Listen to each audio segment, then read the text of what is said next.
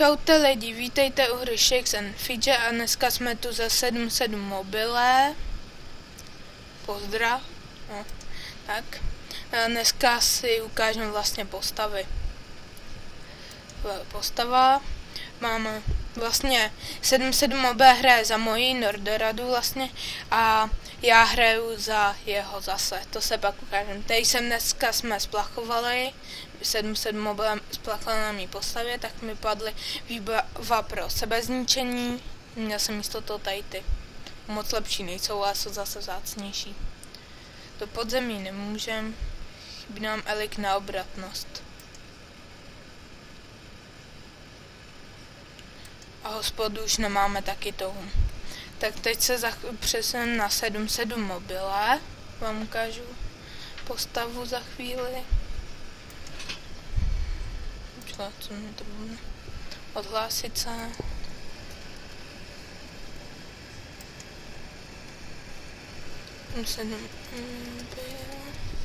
A heslo to neřeknu.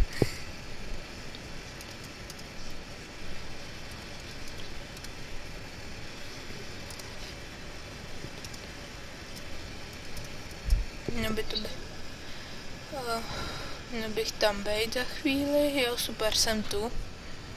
Kouknem se...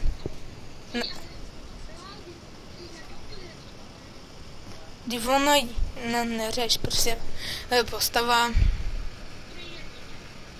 Ne, nejde.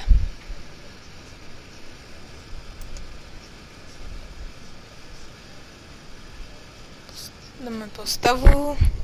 Ten taky získá ve zbrojírně, je to houbičkář, může darovat 1689 hub. Získá ve zbrojírně tady ten mob. Ještě nějaký epiky, nevím jaký teda, snad tady ty 3. Tady to a tady to. Tady tu knížku už měl. A nějak má takhle inteligence. Má víc výdrže než inteligence. Kolik má schválně, má ještě tady tu zbraň na inteligenci u sebe, to vyměníme, má 470 životů a má 2000, skoro 500 toho, inteligence, necháme tady to a ještě teď vám ukážu Gimlina, to jsem ze 7.7 mobile vyměnil za Martina 8899, to jste mohli vidět tu postavu v mém prvním let's play. A teď se přihlášíme na Gimlina. Gimlin, heslo, toho. Přihlásit se. Je to válečník, takže jsme si ukázali všechny 3 druhy, lovce, kouzelníka, teď si ukážeme letníka. Postavou.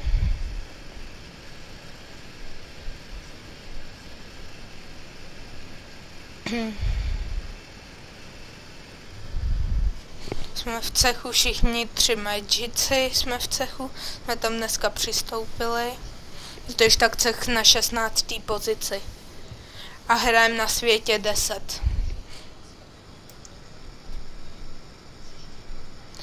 Tady Gimlin má epic zbraň, motorovou pilu, pak má tady epiky vlastně.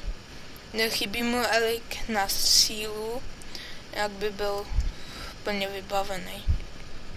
A možná by dali podzemí. Zkusím na arénu jdeme, na nějakou 114. No, jsem 130 česká. Tam mi ubírá 10, kolik mi ubírá? 200 000 mi ubírala teď.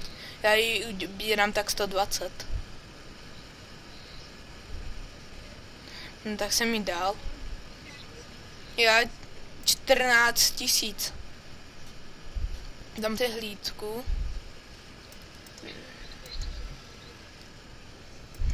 Tak já ne, jak chci ta ren, taky musím zrušit, protože mi chybí jeden kousek zrcadla. Že tam blbý.